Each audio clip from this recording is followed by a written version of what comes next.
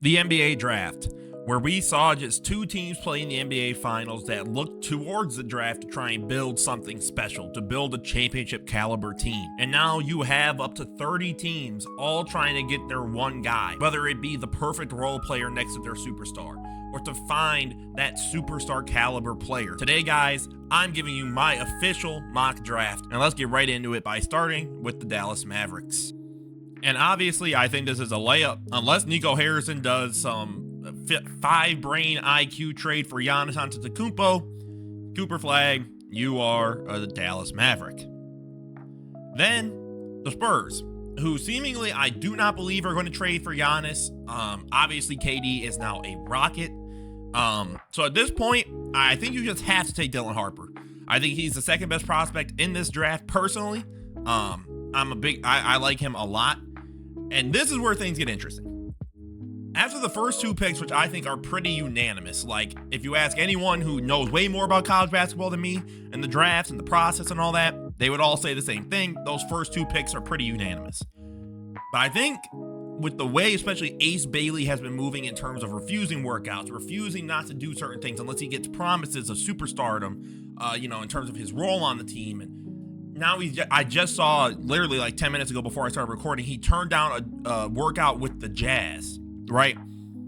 I'm not quite sure how a team like the Sixers respond with something like that, right? Because here's the problem for this team specifically. Trey Johnson and Edgecombe, I think, get very redundant with the fact that you have Maxey and you have Jared McCain. Now, obviously, Edgecombe and Johnson are taller, and that's for sure, a nice thing to have. But then I'm like, that gets a little repetitive. If I'm the Sixers, I would probably just say, screw it. Ace, you're coming to the team. And if things do get bad for this squad, you can always trade him. And by him, I mean like Embiid, Paul George. Like, you can move with a young core of McCain, Maxey, Bailey, and try and run that.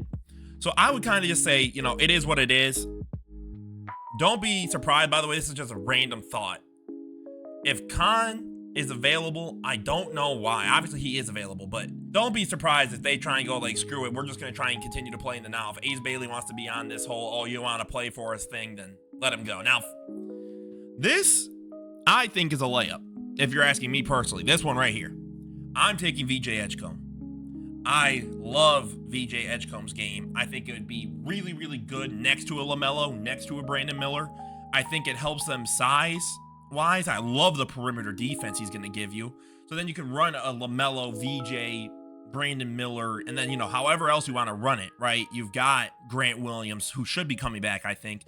Mark Williams. You've got a good little lineup there.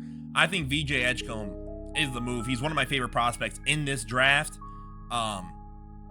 Along with one other guy, man.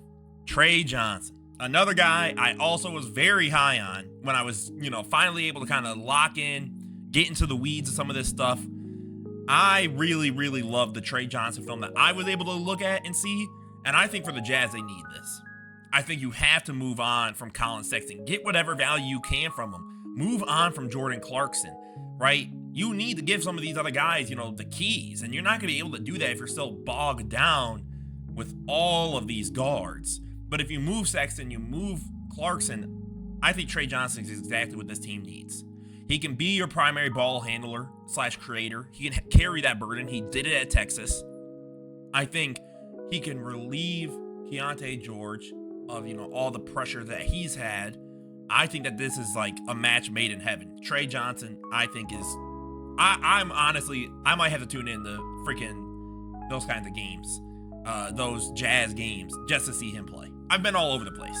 Some people don't like the idea of Khan going to the Wizards because you got Bilal, you've got Sarr, you've got, a lot of big guys. Pause. You got Corey Kispert, Keyshawn George. Like, you've got a lot of stuff going on over there. And the more I thought about it, I probably would agree. And we've seen that I think Bub is a better scorer / I think he needs someone next to him. And I don't think there's a better guy left on the board that isn't Jeremiah Fears. There's another guy. He really jumped off the page to me. Would I say he's going to be a all-NBA, all-star, superstar? Probably not. But man, I love that idea of him on that team. And he's going to be able to do what he needs to do to, adjust and evolve and adapt. And I think that's going to be important, because if you don't get that opportunity, that's where you kind of get into a lot of trouble when you're a young prospect. But I think they're going to be more than willing to know they're not going to be great next year. They're not going to be doing anything crazy. I think that this is the right move for this team. Get a point guard, get someone next to some of these, forwards and Sarr. And I think Fears is the way to go. And then we get to something extremely interesting.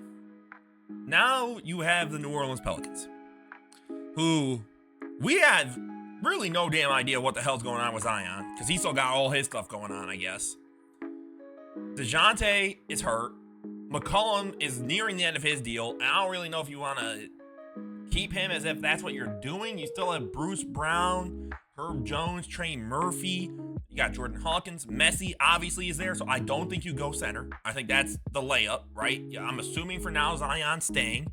You have to address the guard position. And I think you have to do it by getting some actual size, because this is such a small team. I think you'd go Kasparis here. I like the idea of him on this squad because he has other people that can, still help him and facilitate with him and around him. And I think he could be able to really adjust to a team like the Pelicans. I think it actually might really work out because, again, I don't think anyone looked at Yves Messi last year and was like, oh my God, this is going to be a really good, pickup for the Pelicans. This is going to be something crazy. And here he is. So clearly they do have something really good going on over there in terms of player development. So I think Kasparis is a really good pick for them. And then you have the Brooklyn Nets. And I think this is very, very simple. Khan's on the board. You're taking Khan. I think it's perfect. I think he's a staple for this team. You can move off Cam Johnson. I'm sorry. That's just a layup. I'm not hearing anything else. Then you go to a team that needs a big. Because Jakob's there, which is fantastic, but they don't really have another backup big. And to me, Derek Queen's the best big you can get. I like that he's more ready now than Kaman. Kaman, again, is a project, and with the East being as injured as it is, I don't know what this Raptors team could do now, to be 100% honest. Do I think they're going to make it out? No. But the Pacers, prayers up for Halliburton, towards Achilles, Tatum towards Achilles, Dame towards Achilles. So many teams in the East are so injured going into next year. You don't know. I would take the best ready guy, and I think that's Derek Queen. I think it's pretty easy. Now, they have not seemingly updated this. Or no, they did. My apologies. So if you're the Suns, what do? Because you have Jalen Green now. You don't have KD anymore. You have Ryan Dunn, who proved to be pretty good for you. You still don't really have a big, but you still have Booker. So you're clearly not going in the direction of this is a full-blown rebuild. But you're also not at the point of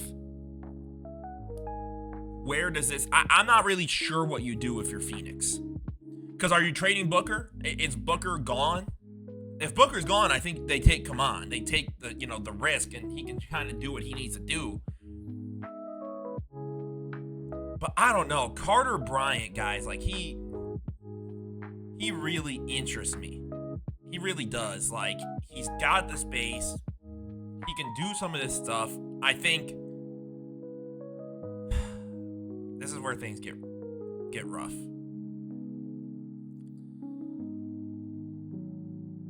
They need a big bad, though. That's the thing. They need a big man, horrendously. And you get Kaman at 10, I don't think that's bad for them, and they don't have a big. They just straight up don't. You know what, man? I just think they're taking Kaman. Maybe it's crazy, and maybe they don't. Maybe they go Carter Bryant. Don't be surprised if they do that. But if Kaman is sitting there, and you could put him around a dude like Booker, and you also just have no center. Let's just start with that. You don't have a center. So you've got to do something there. And then you have the Blazers, who, if we're being real, Jeremy Grant's not staying. I think Simons is gone. You still have Denny. He's for sure a part of their, next steps. Scoot, Klingon, Sharp. So you've got a 1, a 2, a 5, and a 3. They don't really have that 4-man. And I'll be real, man. I think Carter Bryant would be perfect for this team. I like Carter Bryant on that Blazers team. I think he's going to be a lot of fun. My Bulls. Igor, we do not do. I will make a short. I usually am very bad about making shorts. If the Bulls take Igor when we already have Giddey, presumably, I'm assuming we're going to re-sign him. Then I might make a rant video about it. I might not even make it short. I might just make a rant. Do not draft Igor. Don't do it. Do not do it. If I'm being real, you need to go big or you need to go power forward. I think that is just extremely obvious. Because Vooch still has 2 years left.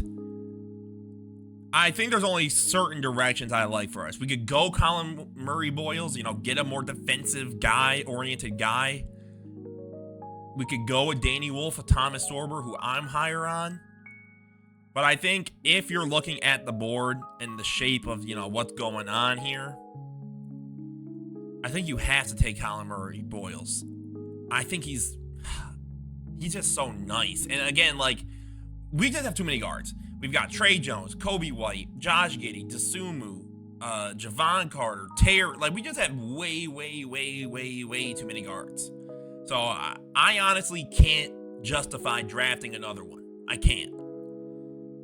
So for me, I think Colin Murray Boyles is our pick. So that'll be interesting to see if, how that all turns out. And now this one is where things get interesting. Because I think this is where you can start to roll the dice. So you have a Okongwu, right? Young center. Cool. You're moving on from Clinton after this year. I think you have a very interesting situation, right? Because you have Dyson Daniels, you have Trae Young, you still have guys like Kobe Buffkin, Jalen Johnson will be back, right? They have Karis LeVert, who I wouldn't be surprised if you told me he got traded. They could go a couple different directions, right? They could go Nick Clifford and try and get someone more just ready now. But I feel like they might take Noah Essengay right here, man. Get a wing. I think that why not take a risk, a home run swing? What's the big deal if you do? Then you've got the Spurs, again, who now have Dylan Harper. And the question here is, where do you go from here? I think you're going to probably want a shooter. You're probably going to want, because now you have, Vassell, Keldon Johnson, Harrison Barnes. You've got a lot going on here. I think guards are done. I think you're done with going guard. You got Fox, you have Vassell, you've got Dylan Harper, now you've got Stephon Castle. You've got 4 or 5 different point guards going on. But I think they need a shooter. I really do. I think a shooter is the direction that they need. And I think that is going to be important because, again, I think Rasheer Fleming is the move. I really do. I think for this team specifically, you get another big. You get someone who can, space it in case Sochan is, struggling. And then you have the reigning champions. And this is where I don't know what you do. I lied. You definitely know what you do. Cedric Coward is right there. Or you go Nick Clifford. Because again, now that you're a winning team, you've won the championship, you know what you need to do I mean, would I be mad at that? I think, again, if it was up to me, I think you probably take Cedric Coward. And the rich just get richer. And now you get to Memphis, who lost Desmond Bane, right? You've got Edey, you've got Jaren Jackson. Really, you're looking at your two guard, your two man. If we're being real, like it's your two man, and you need it desperately. I think you go Nick Clifford here. I think it perfectly fills what you need. Again, you're literally missing a two man, and this is another interesting pick. What do you do if you're the Timberwolves? Because I'm assuming you're re-signing Julius, so you're keeping him. You got Ant. You got Jaden McDaniels. You have Naz Reid. Rob Dillingham's still there. I'm very hard pressed with this team because it's so all over the place. Like, do you take a Jace Richardson? Do you go for an Asa Newell? Do you take... I think Asa Newell could be really good for this team. I'm just concerned they still don't necessarily have a point guard. Like, they don't have someone that can, help be that main facilitator for this team. And again, this is where things get nasty because you have Igor, but his shooting is so bad that I don't think that's what this team necessarily needs. So with all that in mind, I think you need another actual center, and I think you go Danny Wolf. I like Danny Wolf's game. I've actually, been watching some of his tape more recently. I think he would be a lot of fun for this team. He provides way more offense at the actual center. So then you have more flexibility where it's not just Nas go to the 5. You can run Danny and Nas and, McDaniels and Ant. You can get something a little fun. You got Washington again. You got Jeremiah Fears. I think you help Alex Sarr out. He doesn't want to be, he doesn't want to be a 5. We've heard it before. We've seen it before. Thomas Sorber. I love Thomas Sorber. I'm so upset he got hurt, but oh my God. I think if you're the Wizards and you got a point guard and a center, you're easily the biggest winners of this draft. In terms of you were able to address 2 of your biggest positional needs with ease. And I think that they both can work really, really well together. And again, they're going to have the keys. You're not going to worry about something like that. Then you get back to the Nets. You got Keon Johnson. You've got, in this case, we have Con. So we drafted a 3. Right? You have Noah Clowney, Derek Whitehead. I think, to be 100% honest, I think you need an actual point guard on this team. I don't think D'Lo is, again, you want to go young. I would take Jace Richardson. I like the idea of you got Jace, you've got Con. You literally now have gone in a new direction. And now the Heat are up. And I don't think you're going center, and I don't think you're going, big. I think you have Hero. I think Nolan Traore is the pick for this team.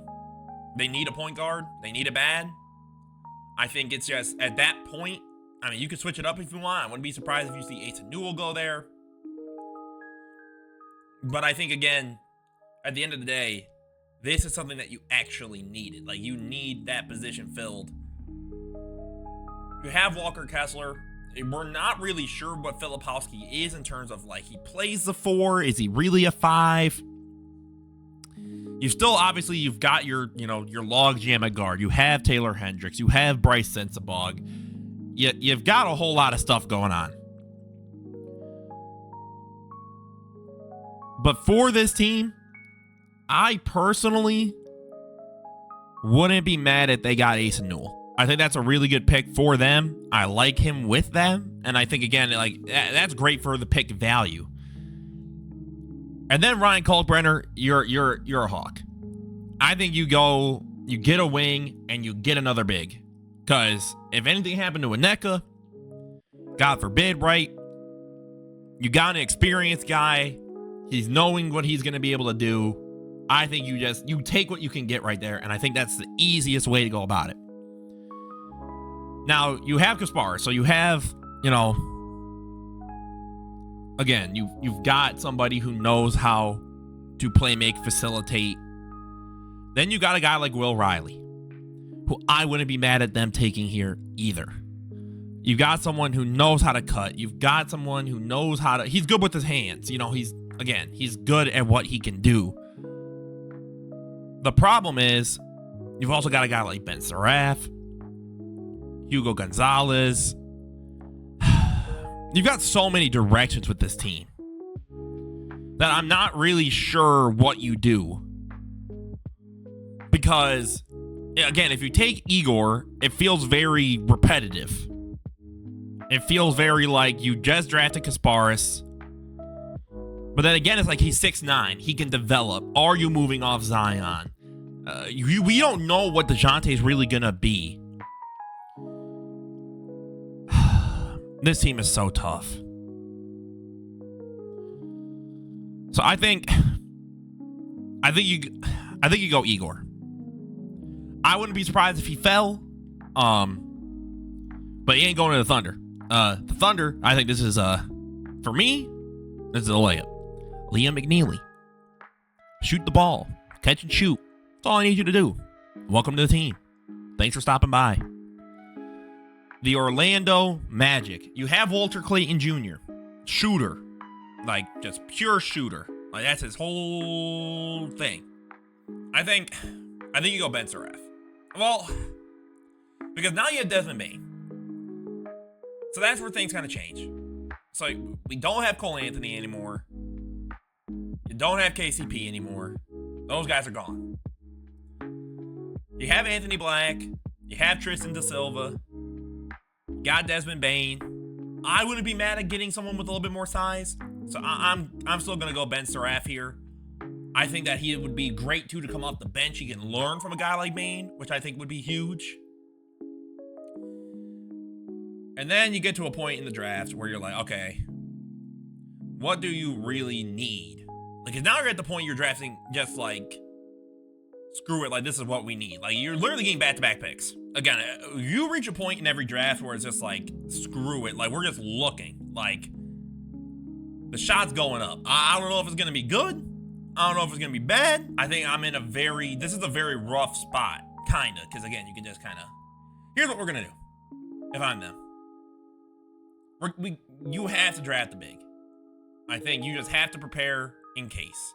I think you go with Maxime. He can shoot. He can spread it. You can try something a little bit different, right? You can run more of a 5-out offense. That could be a little fun and entertaining. But then you got the Nets again. And I think you take Will Riley. I think the Nets with those 4 picks. Then you got to look, if you're the Celtics, you have to go big. I don't really think there's any other way to say it than that. I think what you need, right? His offense is limited, sure, at times, but you need a rebounder. I think it's become obviously clear that's what you need. So I think you're going big. I think you draft, Jones. You kind of know this season is in a different spot now. You got a guy like Cam Jones. I wouldn't be mad at a team like that.